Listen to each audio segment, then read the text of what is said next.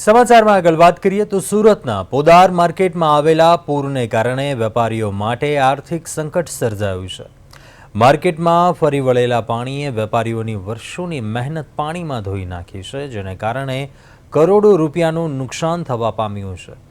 વેપારીઓનું કહેવું છે કે છેલ્લા 12 વર્ષમાં આવી તબાહી ક્યારેય જોઈ નથી। શૂન્યમાંથી સર્જન કરનાર વેપારીઓ આજે ફરીથી શૂન્ય ઉપર આવીને ઊભા રહી ગયા છે। આ કપરા સમયમાં વેપારીઓએ સુરતવાસીઓને બે હાથ જોડીને લાગણીસભર અપીલ કરી છે કે તેઓ ઓનલાઈન શોપિંગ કરવાનું ટાળે અને સ્થાનિક માર્કેટમાંથી જ ખરીદી કરીને સ્થાનિક વેપારીઓને આર્થિક રીતે બચાવવામાં મદદરૂપ થાય। તહેવારો નજીક હોવાથી વેપારીઓ આશા રાખી રહ્યા છે કે સુરતની જનતા તેમની આ મુશ્કેલીને સમજીને તેમનો સાથ આપશે।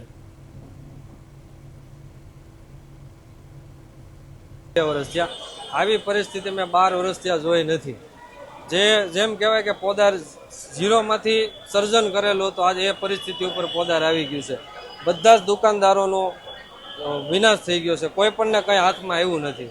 ટોટલી બધી જ વસ્તુ ડિસ્ટ્રોય થઈ ગઈ। મારે સુરતી વાસીઓને એક જ નમ્ર અપીલ છે કે હમણાં જે રથયાત્રાથી ફેસ્ટિવલ આપણા શરૂ થાય છે, તો બે હાથ જોડીને વિનંતી છે કે આ લોકલ માર્કેટને સપોર્ટ કરો। ઇલેક્ટ્રોનિક માર્કેટ હોય કે કાપડ માર્કેટ હોય, તમે આ લોકોને સપોર્ટ કરો। આપણે જે સુંદર સુરત